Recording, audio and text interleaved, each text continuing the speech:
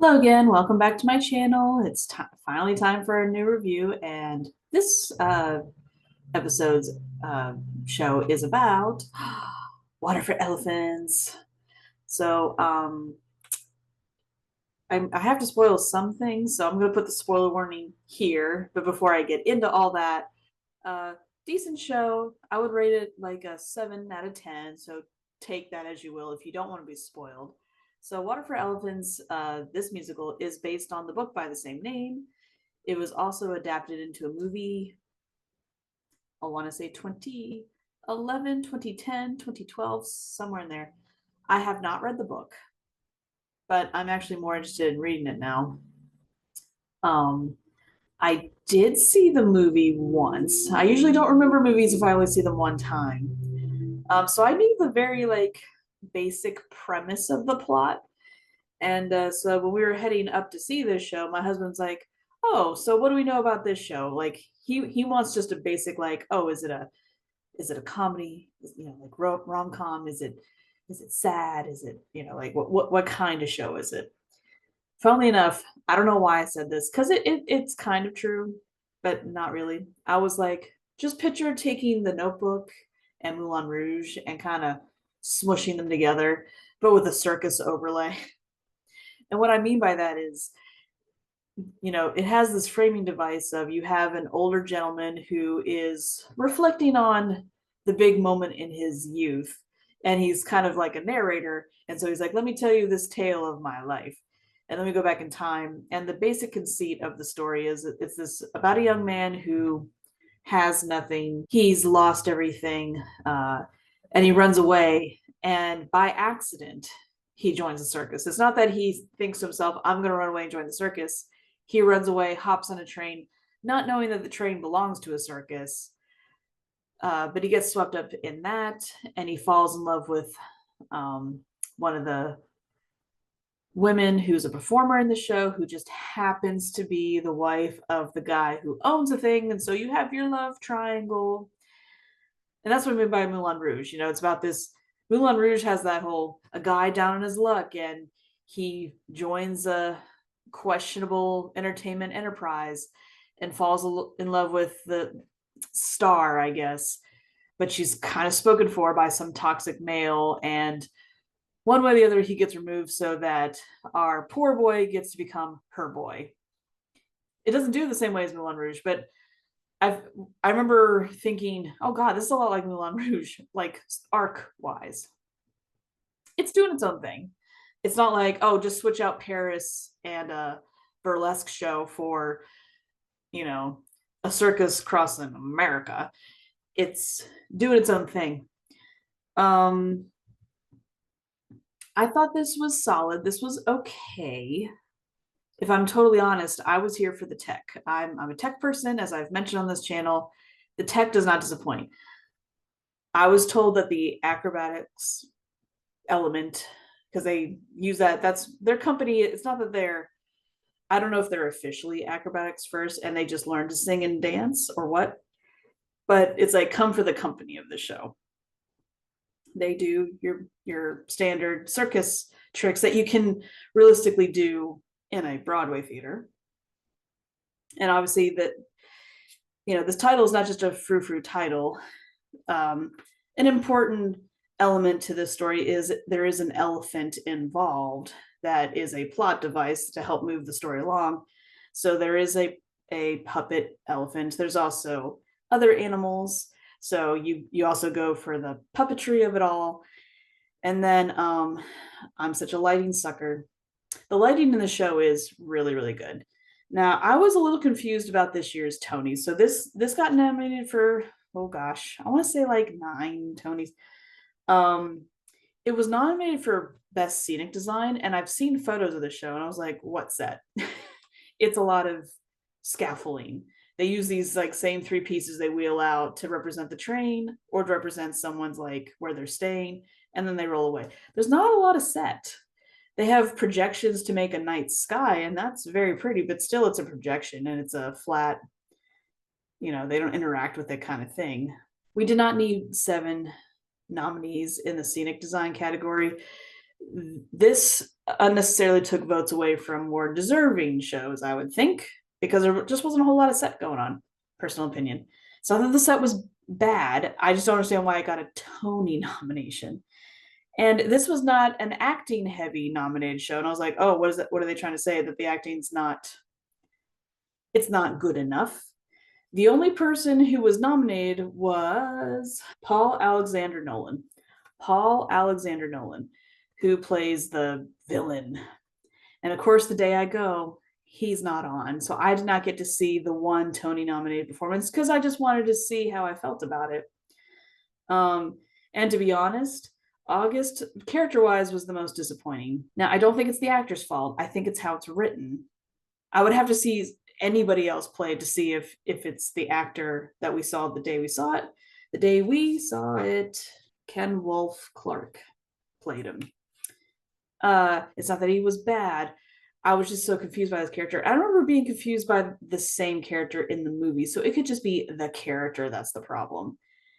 So you get the impression, obviously he's toxic. He's not supposed to be good for our leading lady. We're supposed to not want her to be with him, but she is his wife. And I think they say in the show they've been married for like 10-ish years. They're playing up this domestic violence angle, which is confusing. I know hurt people don't know how to leave the people that hurt them because they feel trapped. Um, but obviously she hooks up with our protagonist, the young boy who mistakenly hops into their life, and they obviously get into bed together. They fall hard fast, and we're supposed to feel bad. We're like, oh yeah, I hope those crazy kids make it together. And then all the villain character, his name's August, does is he gets mad and he lashes out. But I'm sitting here going, well, you're married. I mean, he's allowed to be mad. I'm not saying he's allowed to put his hands on her and take his aggression out physically. It's just, I don't know how good the movie or the stage show really shows us how unhinged this guy is. Because I'm assuming that he's not supposed to be right. He's supposed to be not really with us. He's supposed to be a loose cannon where you just don't know what he's going to do next. And so he makes really irrational choices, which leads to the downfall of this show. I'm not going to say what happens, but it's supposed to end badly. And depending on your point of view, it ends badly for some, not for everybody. Not everyone's a loser in this story. But the show as a whole, the show within the show, the circus, suffers. I just didn't believe that this guy was crazy. I felt like he was justifiably mad when his wife cheats on him. He overreacts and he makes bad choices, but I wanted to see like crazy, like, oh my God, what's he gonna do? Like crazy. So either the actor we saw was subdued or it's written that way. I would like to read the book before I make up my mind about this character because he was really the only disappointment. I'm not I'm not gonna pretend I did not have interest in the show for the sole reason that it is the Broadway debut of Grant Gustin, who, if you don't know, played the Flash on television on the CW's Arrowverse series. So DC Comics has quite a lot of characters, and one canon is all these shows that were on CW. I don't think any of them are still on. If I remember, I stopped watching myself. I love the Flash. He's one of my favorite characters. He's like right behind Batman. And I really like Grant Gustin's version of the character. I like him so much better than the current movie version. I don't know if he's going to still be our version. We finally got a Flash movie with Ezra Miller. I can appreciate what he's doing, but it's just hashtag not my Barry Allen. So I prefer Grant. And yes, I am guilty of going to this show because I wanted to see him. It's just the truth. Well, and also I was familiar with this with the source material. Plus, it's not like it's a well-known book. I don't know how big this book was when it came out. And I know the movie just came and went. It's not like it was an impactful movie. So this is not going to have the same uphill battle that like Back to the Future or Mrs. Doubtfire, movies that were cultural moments when they came out. Because there's people going to those shows going, okay, but are you as good as the movie? You're not better than the movie. I don't think anyone's going to Water for Elephants to compare it to the movie. The reviews I have read about that sort of thing have compared it more to the book because there seems to be more book lovers who also have issue with the movie. I'm not really here to compare.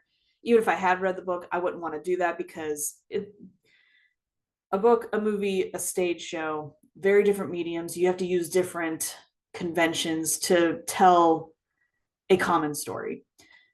I don't think it's fair to pin anything against what it's from, as long as the spirit of it is there. I don't know what the spirit of the book is, but I'm watching this show, and the issues that I take are so we have Jacob, who is our main character.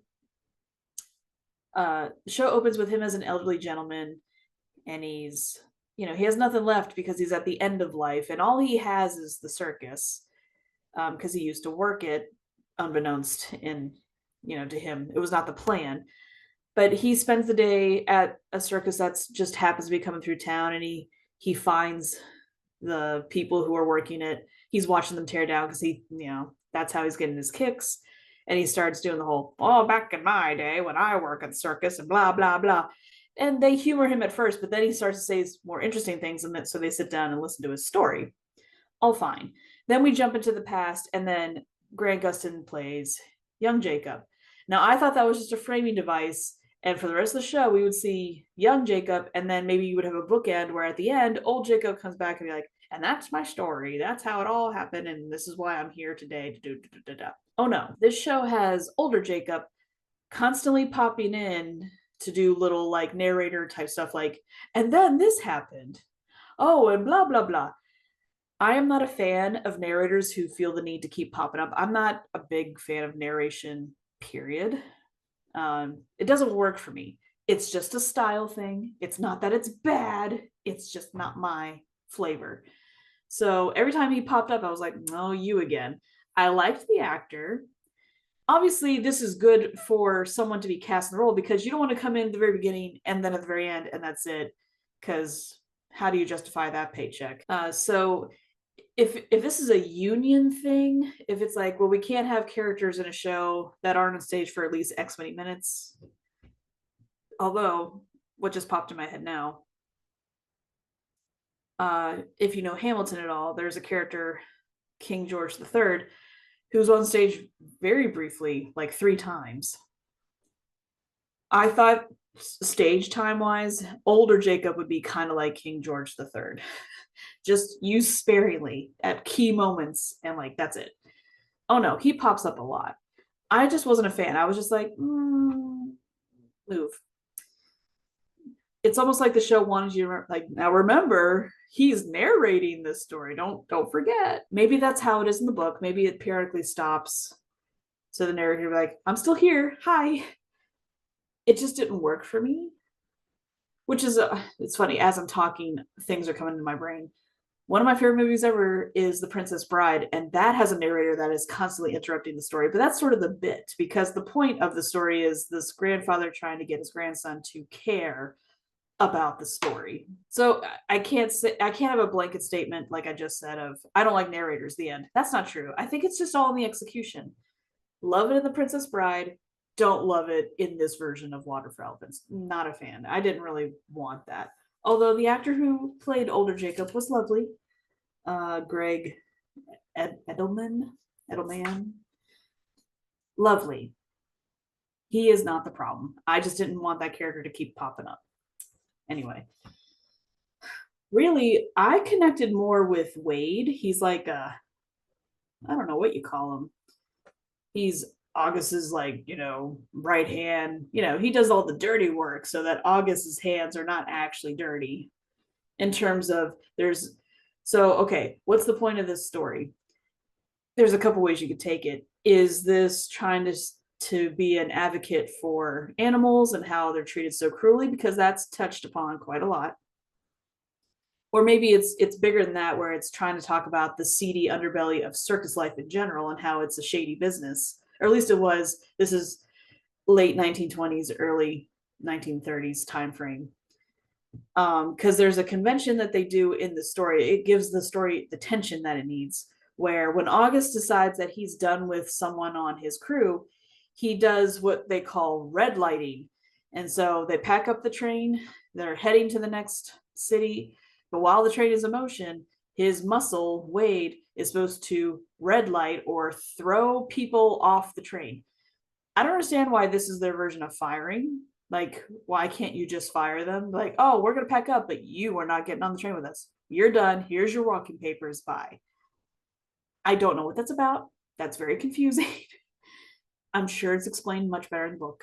The other thing about this show is I think the music is just okay. There wasn't any like super banger song. I was told from other reviewers by listening, they didn't tell me directly, just watching the reviews. Everyone's like, "Oh yeah, The Road Don't Make You Young." That's like the ooh song. I think they're only saying that because it's the first time you see the entire company and they actually put the circus tent up before you. And so it's supposed to be the wow. And I thought it was fine. The ensemble is very talented. What they are doing is clearly challenging. Like they're throwing each other, they're jumping. It's they're hanging on scarves by their necks. Like it's all scary stuff. But I've seen Cirque du Soleil, and they do even more death-defying stuff. But they have a bigger budget and a bigger venue that's designed specifically for Cirque du Soleil. So it's not fair to compare. It's just I've seen bigger death-defying tricks, and so this felt like the minor league. You know what I mean? I can't do it. My fat ass is sitting out in the Imperial Theater going, "Oh, that's it? You're just gonna jump?" Woo. No, they do cool things, but I think the focus is so on the acrobatics that the music is just okay. But maybe there's a logical reason for that. Maybe they're like, the only way to get this show up and running is you have to cast acrobatic performers, but that doesn't mean they are singer and dancers. So you can't make the music too complicated and heavy because they're not really singers. Or it's hard to sing this and do what they're doing. So it might be just the necessary evil of the show that the music has to be calmer. But the funny thing about the songs in this show is there's not a lot of solos. I mean, Jacob has a solo, of course. I think both young and old have, they certainly have moments where it's just them. If it's not the whole song, they have a big section of the song. And our leading lady, Marlena, she actually gets two solos. She has the classic "I want" kind of stuff. Like, well, no, it's a gentle song because she's connected to her horse. And then there's the "What am I doing?" Almost 11th hour song, not quite 11th hour, but close. Nobody else has a solo. Like, I think August needs a solo. I think we need a good villain song. The closest we get is he's alone with his muscle man Wade, because they're about to do a very important red lighting of death to a beloved character in the show that I'm not going to spoil, just in case you don't know what I'm talking about. But their interaction just felt more moving because they're using lines like, "Oh, you've got nothing." August is telling Wade, "You are nothing without me. Thank God I'm here because that's how you have a life." And so Wade goes off to do this horrible thing, but you can tell he's struggling with it. He's not cool with it, but he's so conditioned to go, "But this is my boss. He's given me a job. He's given me food and a place to sleep. And so to repay him, I've got to do his bidding, even though I don't like it." But he's chanting to himself, "I am nothing. I am nothing. All I am is what my boss needs me to be. And he needs me to do these terrible things." That had more emotional impact than anything else that was going on in the show for me personally. I just wasn't feeling it.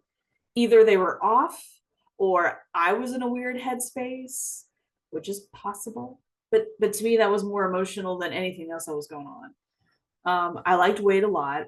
Very one of my favorites. My other real favorite is like this comic character. His name's Walter. They call him their clown, but he never dresses up like a clown. He's more like their comic. They do a bit where they're doing the whole, "Well, let's put on the show." So it's a show within a show. And he's doing his little bit. And the audience loved it. My audience was kind of weird. Like they behaved, but I could tell that the actors were saying certain lines that they're like, "Huh?" And like nobody laughs. And I'm like, "Ooh, something tells me there was supposed to be a big laugh there." But my audience either didn't get it or they didn't hit it right. So it didn't come across as funny until Walter came out. Walter definitely got people laughing. I love that character. He was so great. Let's give credit where credit is due. Walter is played by Joe DePaul. DePaul? I don't know where you're supposed to put the emphasis. Put his name here. Funny. And Wade was surprisingly, I love this, was played by someone named Wade McCollum. So I don't know if they did that on purpose or if that's just a happy accident. They'd be like, "Hey Jacob, you're gonna play Jacob." Like, how convenient. Love those two. I loved Camel. Camel was great. I thought he was gonna be our emotional core of the show. But I didn't feel it. But maybe it could have been me. That's very possible. We had a lot of great little characters. Like we had this other lady. Her name is Barbara. She's like a burlesque kind of girl in the background. That was played by Sarah Gettelfinger. I don't think I said who Camel was played by.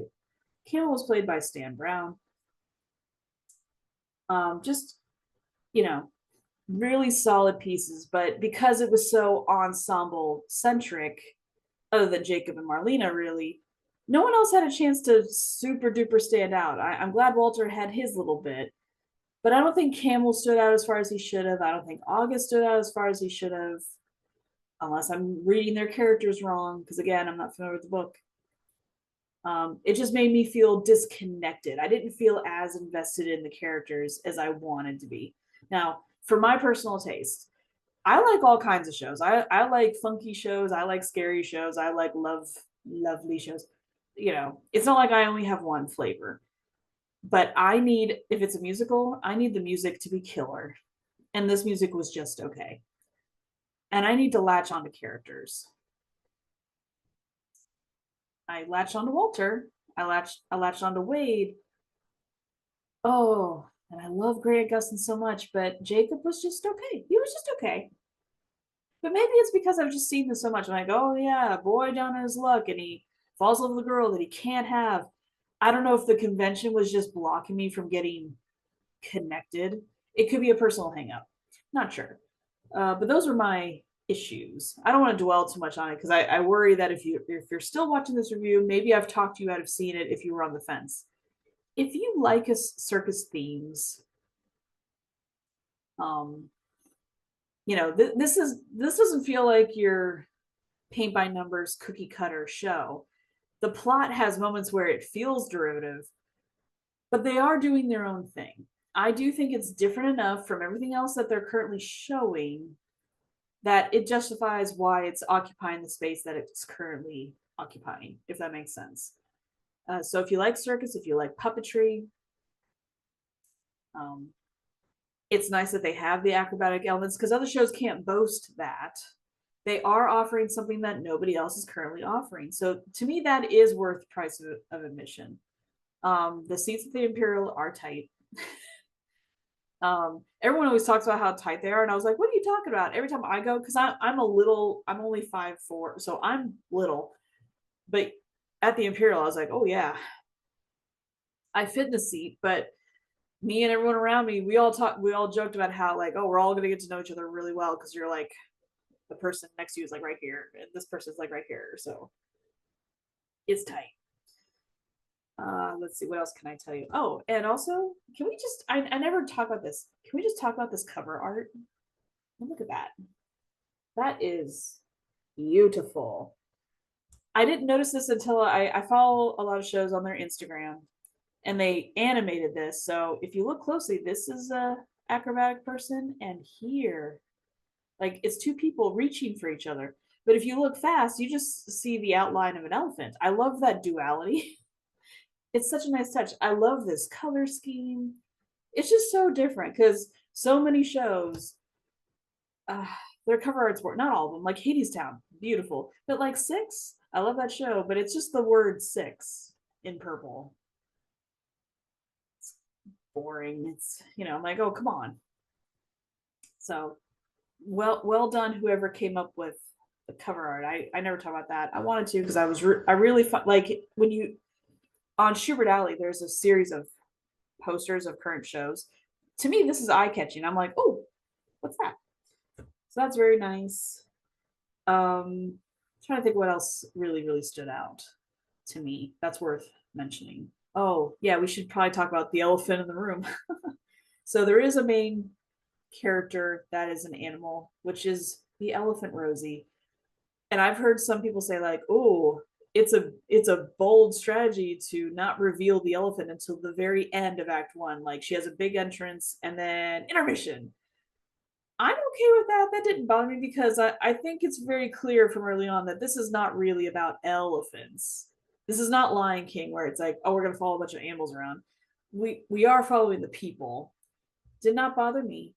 I think it helps that the meet cute of this show is Jacob stumbles across Marlena as she works with horses predominantly, and so she has a horse that's injured, and Jacob is trained in medical stuff. He's not officially a doctor, he's not officially a vet, but he becomes the vet of the circus.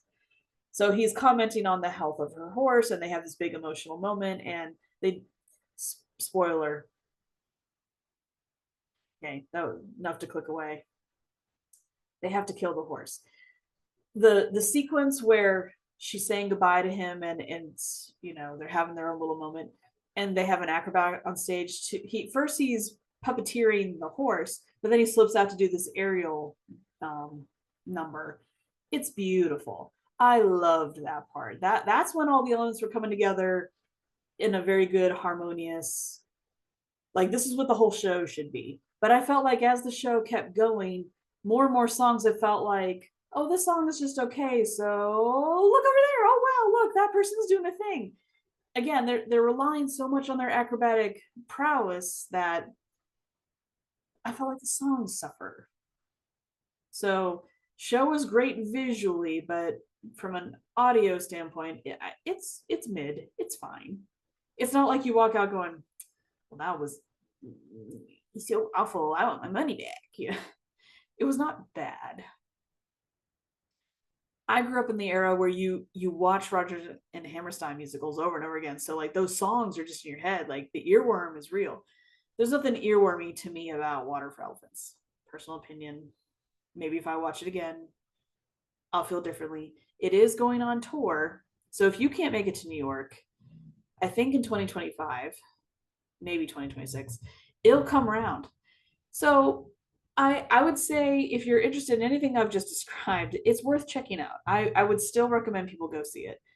I'm happy that they've announced a tour because I'd like to see it again. I don't know if I'm going to make the special trip to New York to see it again, but part of that is I don't want to go to the Imperial again. It's funny how the theater alone can dictate your choices. Does that happen to you? Do you go, oh, it's playing at that theater? Skip. I just wouldn't go to this show again. It's not like I'll never go to the Imperial again, but it has to be a show that I'm like, oh, I can't wait. I gotta see it, and that's just where it happens to be. But yeah, I'd see it again. I'll probably see it when it goes on tour. I'd like to see how it'll be different because I'm actually shocked it's going to tour because they made it sound like, oh, the cast for this is so special because they have to be trained in these very specific elements. So will the tour version, the acrobatic parts, will that be different? So it's more tour-able? Or are acrobats a dime a dozen? Maybe they're just lousy with them in the entertainment space. And so they're like, oh no, finding the cast to do this is actually really easy. There's another theory that I've seen on social media and all the Broadway stuff that I follow. A lot of people have a theory that once a show announces that it's going on tour, that means it's going to close. And I'm calling bullshit on that because Wicked, Lion King, Hamilton, Book of Mormon, those are like the old ones. They tour and tour and tour and tour, and they haven't closed. They're all like getting, well, not Hamilton, but they're all getting close to celebrating their 25th, they've all been on Broadway for at least 10 years. Hadestown and Moulin Rouge are heavily touring. They both just celebrated their 5th year. So tour announcement does not equal it will close. Now the box office for Elephants as of the recording of this video has slipped. I do think it's possible that this is a show that will close after the holiday season. It just depends on how their fall is going. Summer's winding down as of filming this, and the box office is going down with the summer. Coincidence? I don't know. Grant is leaving the show Labor Day weekend. That may or may not have an impact. We did go to the stage door afterwards. The more I do it, the more I don't like going to the stage door. But it's really just when they do this stunt casting, because I'm not really there for celebrities. I mean, I love Grant, but it's okay if I didn't go there and didn't see him. He did come out and he did agree to pictures. Now, so if you're going to Elephants and you're gonna do the stage door and he does come out, I'm just gonna warn you now because we didn't know, but since somehow I can't believe my luck, we were first. We were not on the end. We were slap dab in the middle. But maybe it's because my daughter was wearing a very distinct outfit, so maybe, and she was short, so I don't know if he was just like, oh, that's a different little spot. He was signing her playbill and she said, oh, can I have a picture? And he's like, oh, well, I'm not going to autograph and do pictures. And she was like, oh, okay. And he's like, well, I'll do it for you. He's like, you didn't know that. He's like, you can have both, but everyone else decide right now. Do you want a picture with me or do you want me to, because he obviously doesn't have time. They don't owe us this at all. No one has to come out. So we got his autograph and a photo. That was very nice. Thank you, Grant Gustin. You did not have to do that. But I want to warn any of you if you're racing to get there before he leaves and you do want to go to the stage door, he might come out. We went to a Sunday matinee, so there was no night show. I know a lot of times they don't like to come out on 2-day shows because they really don't have time. But if he comes out, just be prepared. What's more important? If we had known ahead of time, we would have just said picture, because the picture means more than an autograph. Although he's one of the few people who actually, like, when you read it later, you can see that it says Grant Gustin. It's not just like a lot of them just go. So I don't care about autographs because I'm like, it's just squiggles. Like I could have recreated that and you wouldn't know if I really got them or not. Pictures mean more. He was very nice. He was out there a nice long time. We didn't have a huge crowd, but the minute he came out, I could feel everyone behind me just kind of like, as soon as I got my picture of him, I backed away because I wanted other fans to have the opportunity. I was like, I got my picture. I'm not going to bother him anymore. Like, the problem with stage door is you can't just hang out and be like, so that was a great show. I loved you in The Flash. I mean, what are you going to say that he hasn't already heard? But people loved him and people had Flash comics for him to sign and all that. Now my daughter was there for the ensemble. She couldn't wait to meet the people that are in the background. So that's who she wanted to meet. So we moved down the fence a little bit to give people who want to grant space to be with him. We scooted down, and then ensemble people were coming out. Some of them actually came out after him. Usually the star comes out last. Maybe they come out first sometimes. I don't know. I haven't done this a whole lot, but they came out and she would be all like, oh, yay. And they were like, oh, someone's excited to see me. I'm like, yeah, we're not all here for Grant. I mean, I'm here for Grant, but they were all lovely. So just little tidbit in case you're trying to go before. I think he's leaving September 1st is his last show. I think. Yeah, it's a Sunday. So if you're trying to go, just little. I didn't stage door at Merrily. I didn't even want to try with Jonathan Groff and Daniel Radcliffe. I did not stage door at Sweeney Todd. I didn't bother. So I don't know what, Josh Groban and Annalie Ashford. I don't know. I don't know who does what. I've heard mixed things from every show. Like sometimes people are like, oh, they never come out. And other shows are people like, oh, they're just the nicest ones. They come out and they make sure they get as many people as possible. Blah, blah, blah. I don't know. Hopefully that was useful. Go check it out if you're interested. Thanks for watching, and I'll be back soon. Bye.